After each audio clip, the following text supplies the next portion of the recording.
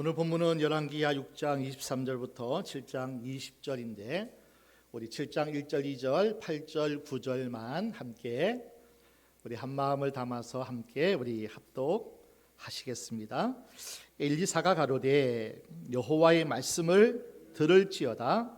여호와께서 가라사대 내일 이맘때에 사마리아 성문에서 고운 가루 한 스아에 한 세겔을 하고 보리 두 스아에 한 세겔을 하리라 하셨느니라. 그때에 한 장관 곧 왕이 그 손에 의지하는 자가 하나님의 사람에게 대답하여 가로되 여호와께서 하늘에 창을 내신들 어찌 이런 일이 있으리요. 엘리사가 가로되 내 눈으로 보리라. 그러나 그것을 먹지는 못하리라 하니라. 8절 보겠습니다. 그 문둥이들이 진가에 이르자 한 장막에 들어가서 먹고 마시고 거기서 은과 금과 의복을 가지고 가서 감추고 다시 와서 다른 장막에 들어가서 거기서도 가지고 가서 감추니라. 문둥이가 서로 말하되 우리의 소위가 선치 못하도다. 오늘 나는 아름다운 소식이 있는 날이오늘 우리가 잠잠하고 있도다. 만일 밝은 아침까지 기다리면 벌이 우리에게 미칠지니 이제 떠나 왕궁에 가서 고하자 하고. 아멘. 지난 몇 주간 열왕기서에 기록되어 있는 특별히 엘리야 선지자 그리고 엘리사 선지자 두 선지자를 중심으로 함께 여러 번 말씀을 함께 봤습니다. 지난 주일에는 우리는 물에 빠진 새 도끼 사건을 통해서 그 물에 빠진 새 도끼가 빌려온 무기, 즉 세상 의지하고 세상 바라봤던 이스라엘이 유대가 물에 빠진 것 같다는 거죠. 풍덩 빠져 잃어버렸고 빼앗겼고 다시 찾을 수 없는 그러한 상황이 이스라엘 너의 모습이다. 그렇게 주님이 말씀하시는 잃어버린 새도끼. 그러나 하나님의 거룩한 사람이 그 새도끼를 다시 올라오게 하시죠. 다시 하나님은 말씀하시는 거예요. 희망이 없고 세상 가운데 전혀 불가능할지라도 이제는 끝이다. 하늘이 무너졌다 하는 그 상황일지라도 하나님이 끌어올리시면, 하나님이 살려주시면, 하나님이 역사하시면 회복된다는 거예요. 아멘. 이 떠오른 도끼 사건이에요. 그리고 또 한 가지 사건을 우리가 연이어서 말씀을 상고했습니다. 하나님의 사람 엘리사가 깊은 통찰력으로 아람 왕궁에서 작전 모의하고 전략 세우는 것을 엘리사가 다 통찰로 알게 된 거예요. 그래서 이스라엘 왕에게 여차 아람 군대가 지금 이렇게 계획을 하고 이렇게 역사합니다. 이스라엘 왕에게 고하면 그대로 이스라엘 왕이 엘리사가 말한 대로 하니 아람 군대가 이스라엘을 계속 10번 쳐들어왔다면 10번 다 들통나가지고 패하는 거예요. 그래서 아람 왕이 어떻게 된 일인가? 우리가 작전하고 모의한 것들이 다 어떻게 그들이 알고 우리가 매복하고 우리가 준비한 것들이 다 저들이 알게 되느냐? 이때 아람 한 신하가 왕이요, 이스라엘 나라에 한 선지자가 있는데 엘리사라고 하는데 그가 다 듣고 알려주나이다.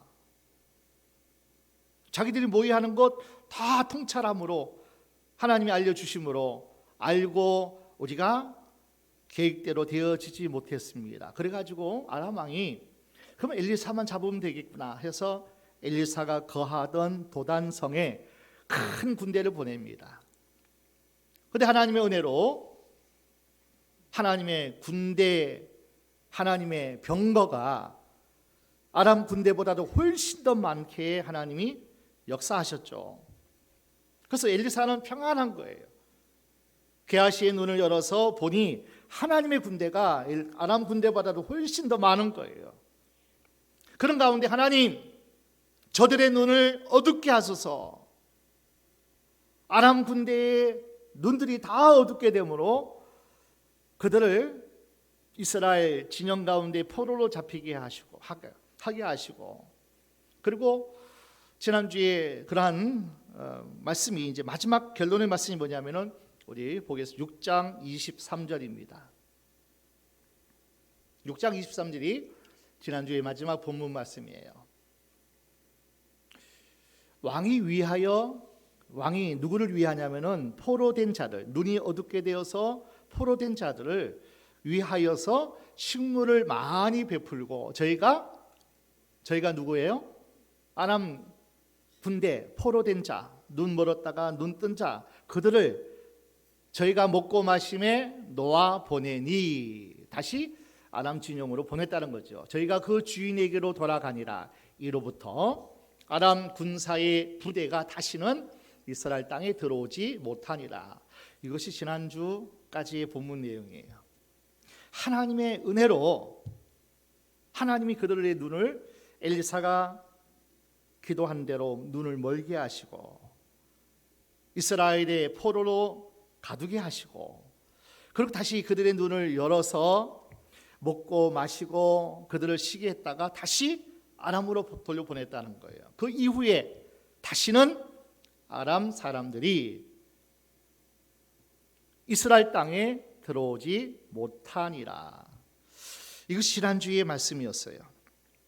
다시는 전쟁이 위기가 없을 것 같았습니다. 그러나 오늘 본문이 열왕기하 6장 24절부터 시작됩니다. 24절에 어떻게 기록되어 있냐는 걸 한번 볼까요?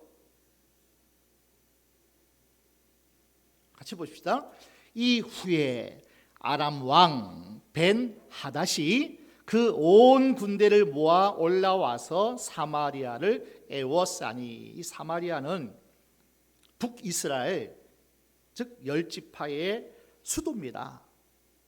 수도성이에요. 왕이 있고 장관이 있고, 그리고 귀족들이 함께 모여있는 사마리아 성을 애워쌌다.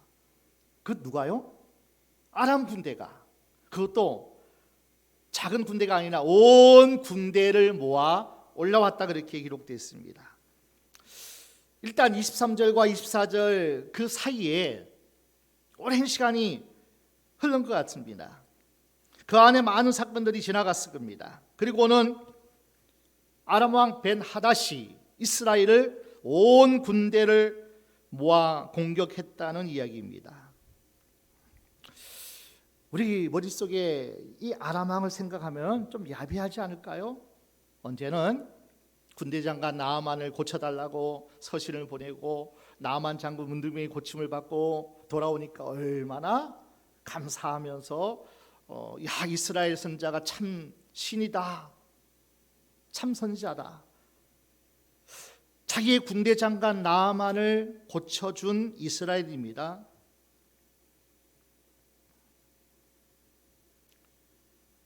자, 이런 아람,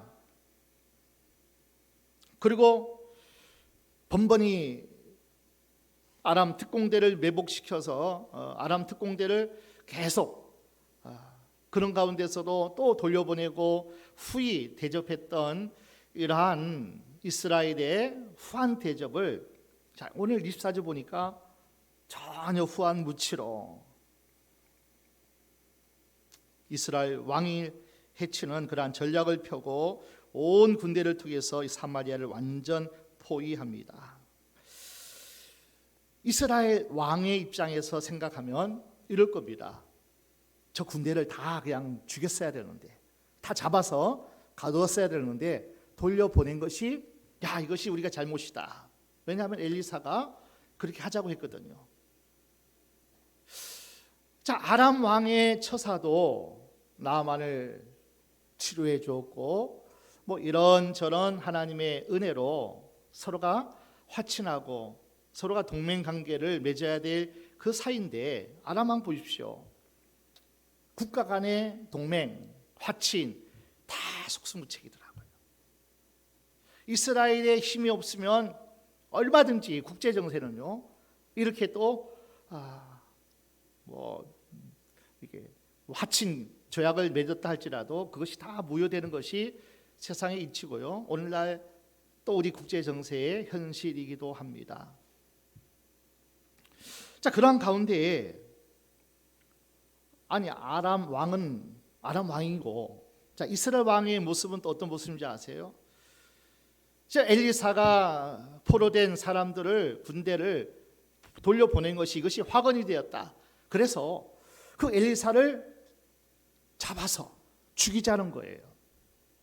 저 엘리사 때문에 지금 온 군대가 쳐들어왔고 우리 이스라엘이 큰 위기에 빠져서, 이것이 다 누구의 탓이냐면은 엘리사가 포로된 자를 돌려보내서 그래서 된 일이라고 이렇게 31절 말씀 볼까요? 6장 31절. 왕이 가로되 사밧의 아들 엘리사의 머리가 오늘날 그 몸에 붙어 있으면 하나님이 내게 벌 위에 벌을 내리실지로다 하니라. 다시 말하면 엘리사가 살아 있으면 안 된다는 거죠. 엘리사는 죽이자는 거예요. 내가 엘리사를 죽이지 못하면 내가 천벌을 받을 거야. 그 정도로 엘리사를 죽이겠다고. 참 이것을 볼 때 아람 왕은 또 아람 왕대로 비열하지만 또 이스라엘 왕은 자기의 선지자 엘리사를 그렇게 또 죽이고자 했던 것을 볼 때 다 아람 왕이나 이스라엘 왕이나 그놈인 세상, 이것이 바로 세상 사는 인간의 모습이란 겁니다.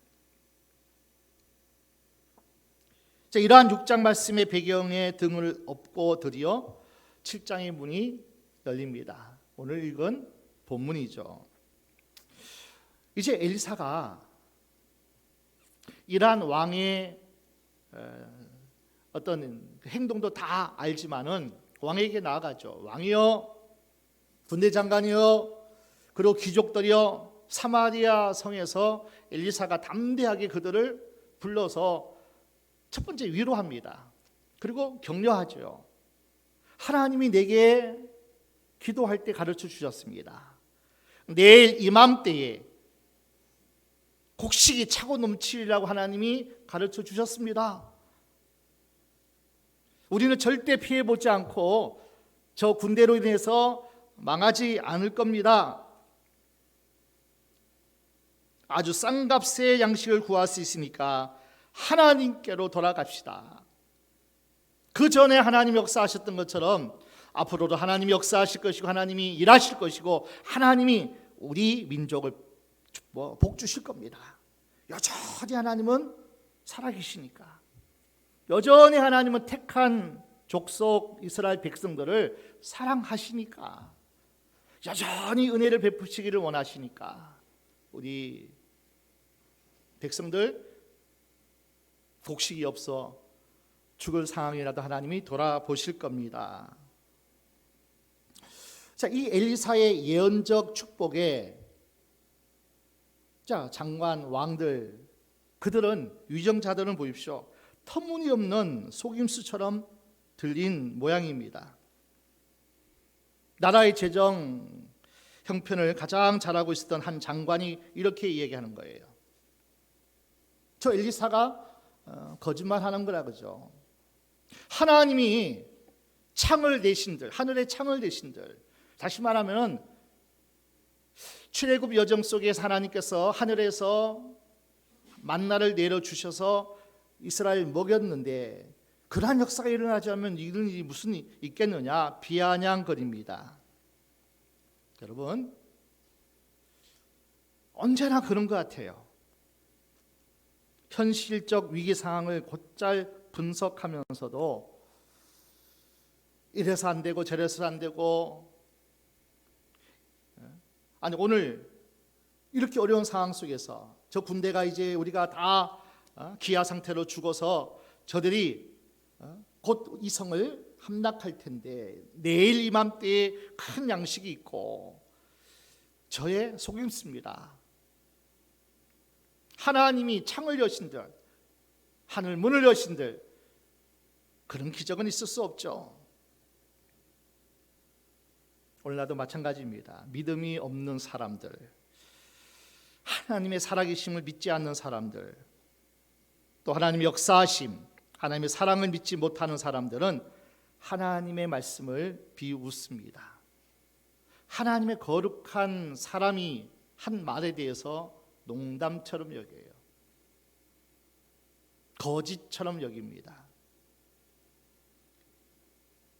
신령한 세계가 그들 눈에는 안 보이기 때문이에요. 하나님의 군대, 하나님의 마병, 하나님의 큰 부대가 도단성을 지키고 있는 것도 신령한 세계를 보지 못하면 그 아람 군대만 보이는 거예요. 신령한 세계를 보지 못하는 믿음이 없는 사람, 하나님을 사랑하지 못한 사람, 말씀을 말씀대로 붙잡지 않은 사람들의 세계는 언제나 현실적인 것만 보고 판단해요. 그들은 복음을 부끄럽게 여겨요. 십자가를 부끄럽게 여깁니다. 하나님이 하신다는 그 말을 부끄럽게 여겨요. 여러분 꼭 기억하십시오. 하나님의 역사, 하나님의 구원의 역사를 부끄러워하면 하나님의 심판대 앞에서 하나님도 우리를 부끄럽게 여길 것이라고 성경은 말씀합니다. 너희가 말씀을 부끄럽게 여겼고 십자가를 부끄럽게 여겼고 십자가에 죽은 그 예수를 너희가 부끄럽게 여긴다면 하나님의 심판대 앞에서도 똑같이 우리가 부끄러움을 당할 것이라는 거예요. 여러분 보십시오. 7장 2절에 하나님의 역사 예언의 말씀을 비웃는 장관에게 엘리사는 예언하며 선포합니다. 2절 볼까요? 그때에 한 장관 곧 왕이 그 손에 의지하는 자가 하나님의 사람에게 대답하여 가로되 여호와께서 하늘에 창을 내신들 어찌 이런 일이 있으리요. 자, 엘리사가 가로되 내가 내 눈으로 보리라 그러나 그것을 먹지는 못하리라 하니라.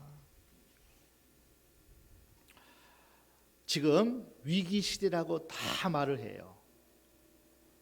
큰일 났다고 모두 걱정을 근심을 합니다. 현실의 문제 상황을 나열하고 분석하기를 곧잘 합니다. 그러나 길을 만드는 사람은 많지 않아요. 광야에서 바로의 군대에서 죽게 될 상황 속에서 온 백성이 여기서 죽게 만드는구나. 매장지가 없어 우리를 이끌어왔느냐. 모세를 향했을 때 수많은 사람들은 하나님이 길을 내실 그 기도를 하지 않아요. 모세 한 사람이잖아요. 바다에 길을 내게 하시는 하나님 앞에 부르짖는 거예요. 위기 가운데 수많은 사람이 원망불평하고 하나님이 살아계신다면 이런 일이 있겠냐고 원망불평하는 그 가운데 길을 만드는 사람은 많지 않습니다. 내가 대안이 되겠다고, 나 혼자라도 굳건히 일어나겠다고, 나 혼자라도 하나님의 말씀을, 하나님의 복음을, 하나님이 세우신 교회를, 하나님의 주신 사명을 나 혼자라도 감당하겠다고 일어서는 사람은 많지 않다는 거예요. 다 휩쓸려 가는 거예요. 10사람의 정탐꾼의 보고를 듣고 온 백성이 땅을 치고 모세를 향해서 하나님을 원망해서 하나님을 향해서 원망하는 것처럼 온 사람들이 내가 길을 만드는 통로가 되리라. 오늘 이 시대에 그리 사람이 많지 않다는 거예요.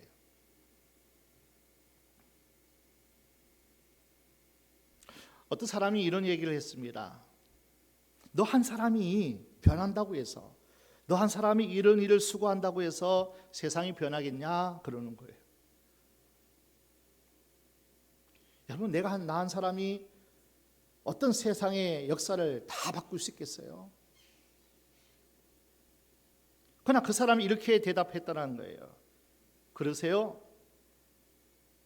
제가 세상을 다 변화시키고 다 새롭게 할 수는 없을 겁니다. 그러나 내가 세우고 내가 열어간 길만큼은 바꿔놓습니다. 내가 한 만큼은 새로워질 겁니다. 내가 걸어간 만큼은 내가 정복할 수 있다는 거예요. 다 바꿀 수 없지만은 나 혼자라도 나가 하는 것만큼은, 그 사람이 둘이면 어떨까요? 그 사람이 열이면 어떨까요? 그 사람이 백이면 어떨까요? 그만큼 새로워지는 거예요. 그만큼 하나님 역사하시는 거예요. 그리고 하나님이 때가 돼서 하나님이 역사하시면 온 세상을 하나님이 새롭게 할 수 있는 역사를 하나님이 행하시면 돼요. 우리가 할 일은 내가 그 한 자리를 지키는 거예요. 내가 그 한 자리에 허물어지는 걸 세우는 거예요. 내가 그 한 구역에서 내가 하나님을 향해 서 있다면 하나님은 그 한 사람을 통해서 한 사람을 또 세우실 거예요. 그 두 사람을 통해서 하나님은 10사람을 세우실 거예요. 그 10사람이 하나 된다면 100에 1000에 수많은 사람을 변화시키고 새롭게 하는 역사를 하나님은 행하실 줄로 믿습니다. 나 한 사람이 내가 큰일 났다고, 나라도 신앙 지키겠다고, 말씀대로 살아보겠다고 일어서는 사람이 많지 않음이 하나님이 슬퍼하시는 겁니다. 여러분 기억하십시오. 하나님은 위기보다 크신 분인 줄로 믿습니다. 막다른 곳에서도 길을 내시는 살아계신 전능하신 하나님이신 줄로 믿습니다. 우리 하나님은요, 문제보다 위기보다 세상 그 어떤 세력보다도 크신 분이에요. 막다른 골목, 전혀 소망, 희망, 낙심, 절망 가운데 있다 할지라도 하나님은 길을 낼 수 있는 살아 역사하시는 하나님이신 줄로 믿습니다. 하나님의 역사를 부인하고 예언의 말씀을 비웠던 장관, 이에 대한 엘리사의 예언이 어떻게 되었냐면 16절 보겠습니다. 백성들이 나가서 아람 사람의 진을 노략한지라 이에 고운 가루 한 스아에 한 세겔이 되고 보리 두 스아에 한 세겔이 되리 여호와의 말씀과 같이 되었고 17절 왕이 그 손에 의지하였던 그 장관을 세워 성문을 지키게 하였더니 백성이 성문에서 저를 밟음에 하나님의 사람의 말대로 죽었으니 곧 왕이 내려왔을 때 그의 한 말대로라. 엘리사가 선언한 대로 그 한 사람 장관은 죽었어요. 이것은 여기서 끝나지 않아요. 19절 20절 볼까요? 그때 이 장관이 하나님의 사람에게 대답하여 가로되 여호와께서 하늘에 창을 내신들 어찌 일이 있으리여 하며 대답하기를 내가 내 눈으로 보리라 그러나 그것을 막지는 못하리라 하였더니 그 장관이 그대로 이루었으되 곧 백성이 성문의 썰을 밟음에 죽었더라. 만나의 사건까지 기적까지 조롱합니다. 한 나라의 장관이 죽었는데 자, 짤막한 그 7장에 그 성경에 두 번이나 똑같은 내용을 반복합니다. 왕이 의지했던 그 한 사람이 밟아 백성들의 발에 밟혀 죽었더라.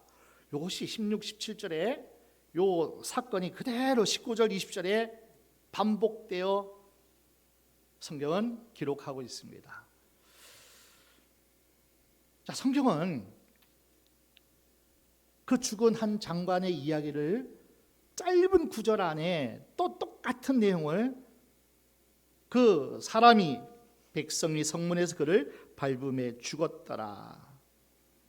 왜 반복적으로 기록하고 있을까요? 후대 독자들에게 열왕기서는 바벨론 포로 시기에 기록됐다 그랬잖아요. 열왕 시대 때에 엘리사 시대 때에 하나님 역사했던 그 역사를 포로 기한 때에 이 책을 쓴 거예요. 열왕기서를 쓰면서 자, 후대의 독자들에게 이런 교훈을 주는 거예요. 하나님의 말씀을 믿지 못한 사람, 하나님의 전지전능하시고 이스라엘 백성을 향하여 하나님의 그 사랑하심 말씀을 비웃는 사람, 복음을 부끄러워한 사람들, 하나님이 어떻게 다루시는지 똑똑히 보라는 거예요. 하나님이 하시겠다는데 농담으로 여기고 비웃고 조롱하고 멸시하는 하나님을 조롱하는 사람들의 말로가 어떤 것을 똑똑히 봐라. 열왕기서의 저자는 하나님의 말씀은 우리에게 그것을 가르쳐 주기를 원하는 거예요. 복음 부끄러워하지 말아라. 하나님의 능력을 멸시하고 조롱하고 천대하지 말아라.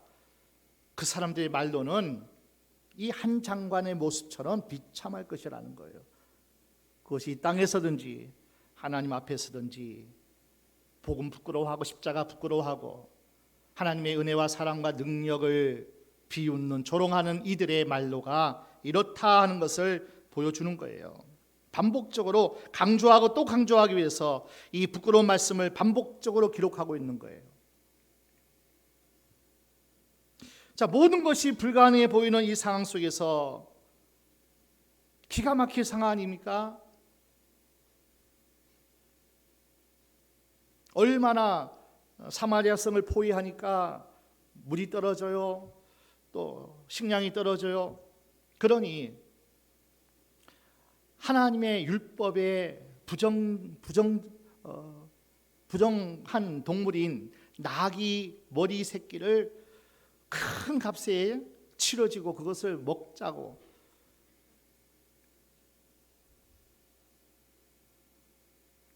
그리고 오늘은 내 아들, 내일은 네 아들, 그렇게 먹자고 하는 그 상황 속에서 하나님이 어떻게 기가 막힌 역사를 행하시는지 보십시오. 자, 5절 말씀 볼까요? 7장 5절입니다. 아람 진으로 가려 하여 황혼에 일어나서 아람 진가에 이르러 본즉 그곳에 한 사람도 없으니. 3절 이하 말씀에는 문둥병자 4명이 그들은 사회 속에서 사마리아 성에서 함께 생활할 수 없습니다. 부정하다. 그들과 격리되어야 됐고, 그리고 어떤 사람이 지나가면 나는 부정한 사람입니다 하고 이야기를 해야 되고, 그래서 사마리아 성에 함께 할 수도 없었던. 그런데 그들은 얼마나 더 먹고 사는 것이 힘들었겠냐고요. 그래서 그들이 이런 얘기를 합니다. 사마리아 성에도 먹을 양식이 없어서 우리가 구걸할 수도 없고 여기서 가만히 앉아 있자니 죽겠고, 그러니 혹시라도 아람 진영에 가서 구걸해가지고 죽으면 죽을 수밖에 없을 것이고, 이제는 뭐 이스라엘 진영에는 먹이가 없죠. 식량이 없으니까 가서 얻을 수도 없을 뿐더러 그냥 앉아있어 죽기보다는 아람 진영에 가서 식량 좀 구걸해서 주면 감사하고 그냥 죽이면 죽고. 그래서 그 4사람이 아람 진영으로 들어가는 거예요. 황혼에 일어나서 해질 무렵에, 그러니까 저녁쯤에 해질 무렵에 일어나가지고 들어가게 됩니다. 아람 진영으로 가게 됩니다. 구걸하고 죽자, 밥이라도 한 톨 먹고 죽자. 우리가 하는 얘기가 있잖아요. 먹고 죽인 귀신, 뭐 때깔도 좋다더라. 가보자 그렇게. 그러니까 죽으면 죽으리라 하고 안 먹으면 이제 죽을 수밖에 없으니까 쌀 한 톨이라도 먹고 죽으면 좋겠다 하는 심정으로 아람 진영으로 해질 무렵 황혼에 들어갑니다. 그런데 가보니까 아람 군대가 한 명도 없는 거예요. 양식은 태산처럼 쌓여 있습니다. 은금포와 의복들이 질비하게 널려져 있습니다. 깜짝 놀라서 두리번거리지만은 아람 군대가 보이지 않으니까 먹고 마시고 감추고 숨기고 난리 법석이 났습니다. 야, 이거 무슨 일이야? 이거 무슨 행죄야? 실컷 먹고 마시고 즐기고, 야, 이거 좀 숨기자고 숨기고 또 다음 장막에 가고 뭐 난리 법석이 난 거예요. 혹시라도 또 모르니까 또 감추자, 숨기자, 또 난리 법석이 나는 거예요. 자, 이때 성경은 참 재미있는 기록을 남기잖아요. 나병 환자들이 죽으면 죽으리라 아람 군대를 향하여 첫 발을 내디던 때가 해질 무렵 황혼에.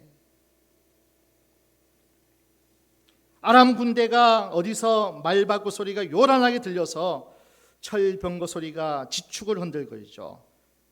야, 자기 나름대로 해석을 하지요. 이스라엘 주변 강대 국도가 교습해서 어마어마한 군대가 달려오는구나. 죽기 전에 도망가자. 아람 군대가 도망칠 때가 7절 보겠습니다. 황혼에 일어나서 도망하되 해질 무렵에 아람 군대가 다 도망가는 거예요. 해질 무렵에 아람 진영으로 들어갔던 4명의 문둥병자가 있었죠. 근데 하나님의 역사로 해질 무렵에 큰 군대 소리, 철병의 소리를 듣고 나서 해질 무렵에 또 도망을 가요.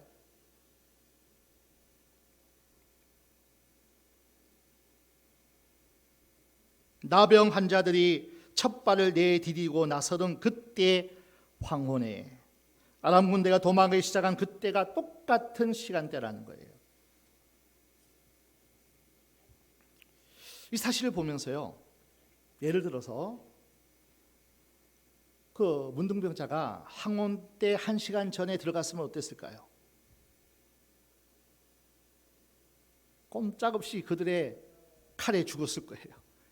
여기 어디라고 쌀 한 톨 못 준다 그러고 죽었을지도 몰라요.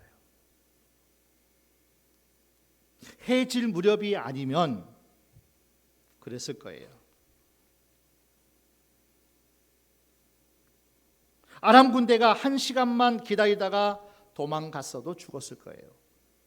해질 무렵에 도망 안 가고 야, 1시간만 더 버텨보자, 좀 상황을 좀 살펴보자 하고 1시간 늦게 아람 군대가 도망갔다면 또 죽었을 거예요.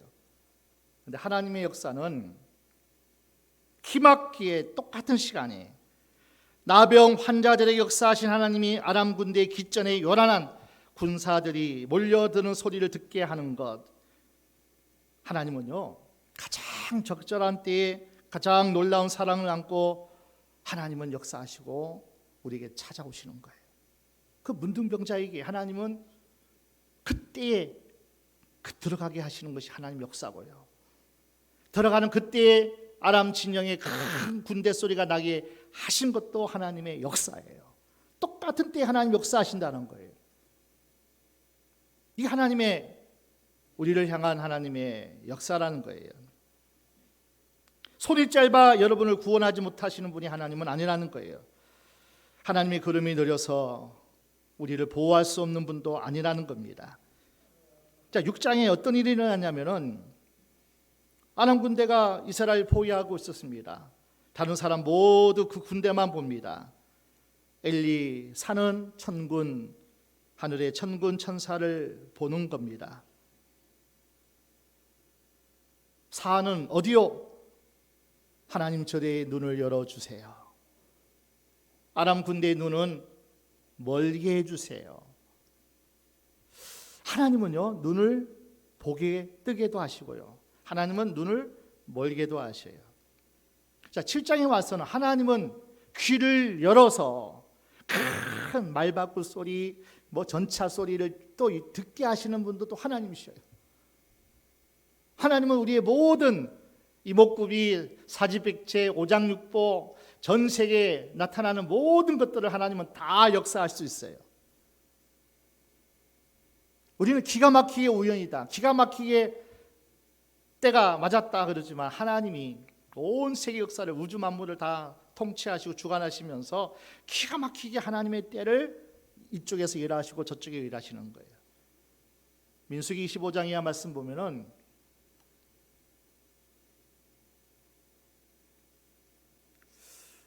모압 평지에서 이스라엘 백성이 잠깐 이제는 가나안 땅을 바라보고 진영을 짜고 쉬고 있을 때입니다. 이때 발람 선지자는 모압 왕 발락에게 이스라엘 진영을 저주하고 우리에게 상급을 받아라 그렇게 했지만은 하나님은 이스라엘 백성 진영을 보호하시기 위해서 이스라엘 백성 전혀 몰랐지만은 나귀를 통해서 그 선자가 가는 길을 막으시고 일하시고 역사하시는 하나님이시라는 거예요. 이스라엘 진영은 전혀 모르는 상황 속에서도 하나님은 이쪽에서 그 선자가 저주하지 못하도록 하나님 막으시고 일하시는 하나님이시라는 거예요. 우리는 모르지만은, 우리는 알 수 없지만은 하나님은 여전히 우리를 보호하시고 우리의 가는 길을 여시기 위해서, 우리를 살리시기 위해서 지금도 하나님의 손길의 역사는 계속하고 있다는 거예요.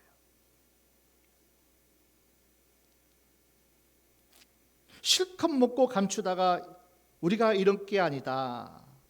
7장 9절 말씀 보니까 이 아름다운 소식을 이스라엘 백성들 왕에게도 전해야 되지 않겠느냐. 오늘도 아름다운 소식이 있는 날이거늘. 이 아름다운 소식이 기쁜 소식이에요. 다시 말하면 복음이에요. 복음. 오늘 이 기쁜 소식 복음을 전하지 아니하면 이 밤을 지나서 내일 간다 할지라도 하나님 우리에게 벌을 내리실지 몰라.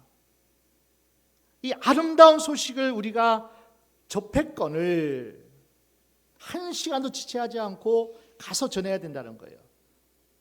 자, 이 말씀은 에스겔 3장 18절 말씀 볼까요? 에스겔 3장 18절 말씀. 가령 내가 악인에게 말하기를 너는 꼭 죽으리라 한 때에 내가 깨우치지 아니하거나 말로 악인에게 알려서 그 악한 길을 떠나 생명을 구원케 하지 아니하면 그 악인은 그 죄악 속에서 죽으려니와 내가 그 핏값을 내 손에서 찾을 것이고. 이 말씀이 연상돼요. 네가 복음을 받았고 기쁜 소식을 접했으면 이 복음이 하나님이 내게 주셨다면 이 복음을 전하지 않으면, 알리지 않으면 내게 화가 있을 것이라는 거예요.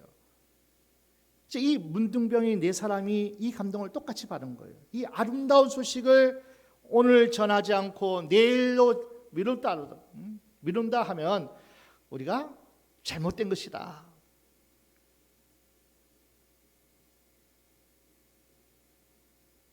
기쁜 소식을 나누자.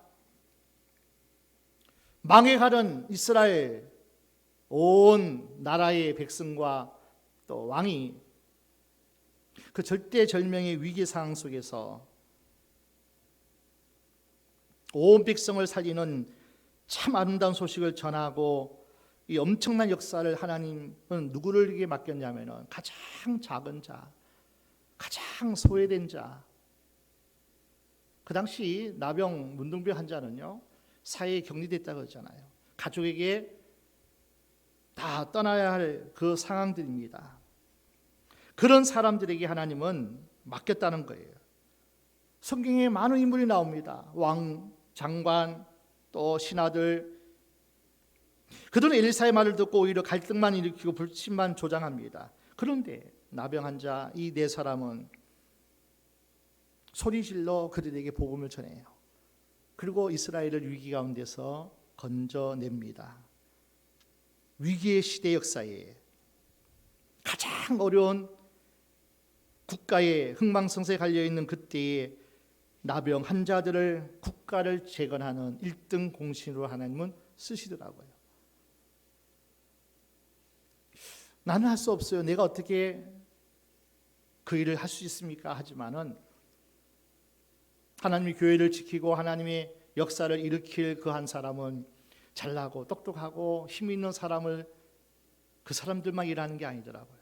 가장 작은 자, 소외된 자, 비천한 자, 세상이 아무도 알아주고 의지하지 않을 자, 그 한 사람을 통해서 하나님은 일하시고 큰 하나님의 아름다운 소식을 전하는, 나라를 살리고 온 백성을 살리는 그 일에 하나님 그들을 사용하셨다는 거예요. 세상 사람들은 날 기억하지 못해도 하나님이 하나님의 손에 내 이름 새기면 된다는 거예요. 이 나병 네 사람의 이름이 알려지질 않아요. 소개하고 있지도 않아요. 내 사람의 나병한 자의 마음이 고백이 어떤 건지 아세요? 내 이름은 알려지지 않고 누가 나를 인정하지 않아도, 아무도 그 사람의 이름을 기억하지 않아도 하나님의 손바닥에 내 이름 새겨져 있다면 우리는 감사하다. 그 하나님이 우리를 아시면, 그 하나님이 나를 축복하셔서 이렇게 귀한 일에 사용한다면 이것이 내게 큰 복이다. 그렇게 그들은 고백하고 있습니다. 이런 약자들을 통해서 성경은 얼마나 귀한 일들을 감당하게 하시는지 몰라요. 우리 예수님이 이 땅에 태어나신 일이 인류 역사상 가장 큰 일 아닙니까? 탄생. 그 탄생을 고지한 이가 대제사장이 아니더라고요. 왕이 아니에요. 율법 선지자들이 아니더라고요. 서기관들이 아니더라고요. 한밤에 잠자지 못하고 양을 지키던 그 목자들을 통해서 우리 예수님이 이 땅에 오심을 온 천하에 알리더라고요. 우리 예수님께서 부활하신 그 사건을 알렸던 사람은 가장 천한 신분의 여인들을 통해서 부활하심을 예수님은 세상에 또 알리게 되셔요. 우리 예수님이 잡히시기 전날 밤에 최후의 만찬, 그 최후의 만찬을 준비하는 그 집이 성경에는 이름이 기록되지 않았더라고요. 아무개 거시기 그 성의 한 사람이 가장 이름도 알려지지 않는 그 한 사람을 통해서 최후의 성만찬을 하나님께서 준비시키는 그 사람으로 하나님은 쓰시더라고요. 예수님의 탄생, 부활, 최후의 만찬을 준비했던 그 사람들은 힘 있고 똑똑하고 세상에 이름 있는 사람들이 아니었습니다. 가난한 자를 들어서 크게 쓰심으로 부한 자들을 부끄럽게 하셨습니다. 연약한 자를 들어서 강한 자를 부끄럽게 하시는 분입니다. 이름 없는, 가진 것 없는, 잘난 것 없는 우리를 통해서 하나님 오늘도 우리 가정, 또 우리 새생명교회를 세우시고 또 하나님이 열어 가실 줄로 믿습니다. 세상은 우리는 몰라요.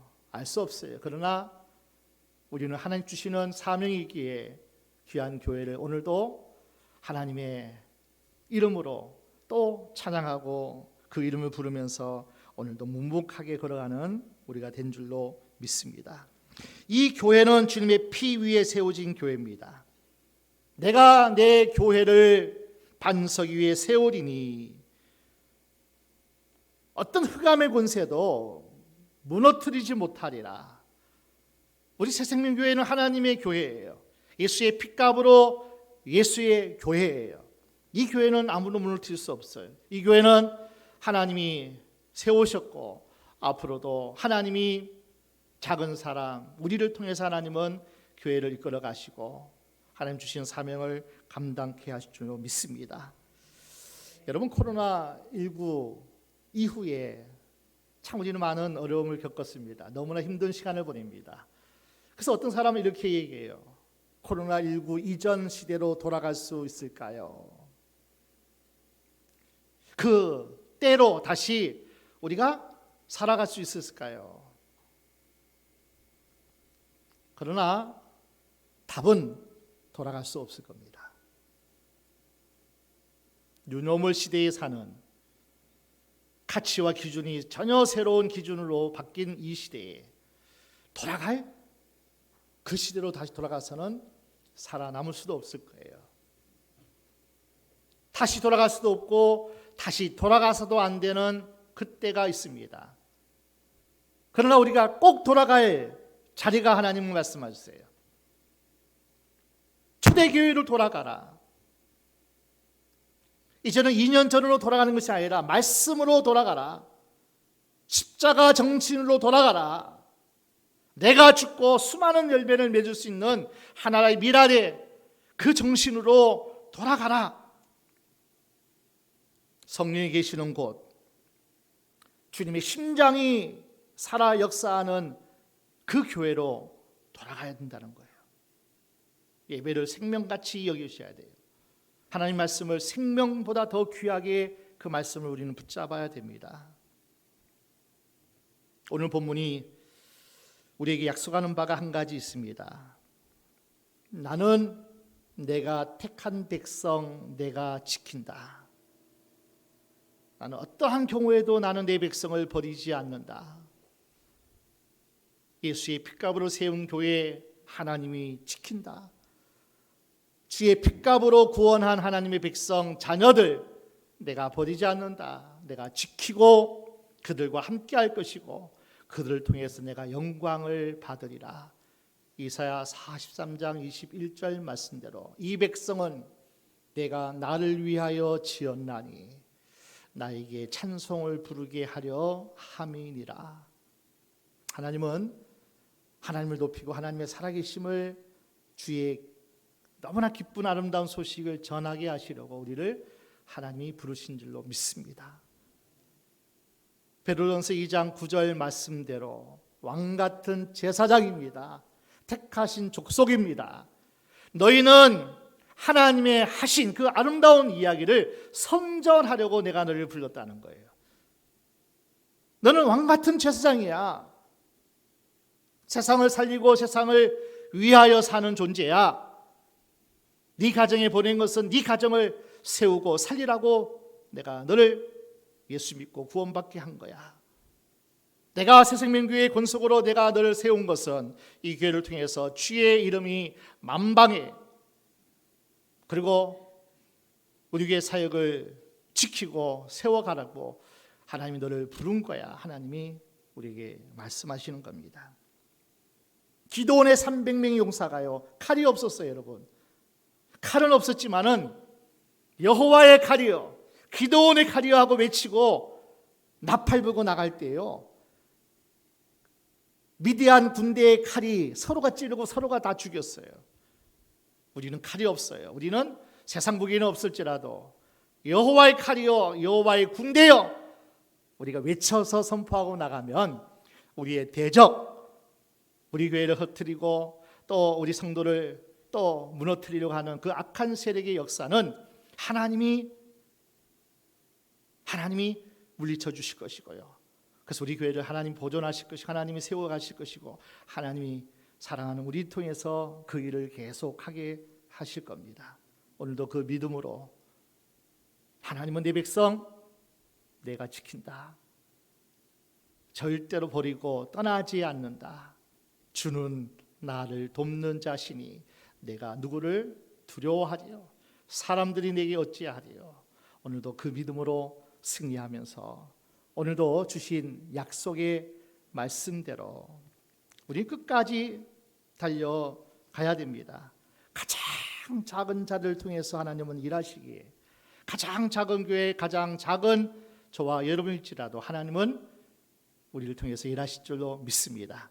그 승리가 저와 여러분에게 임하시기를 주의 이름으로 축원합니다.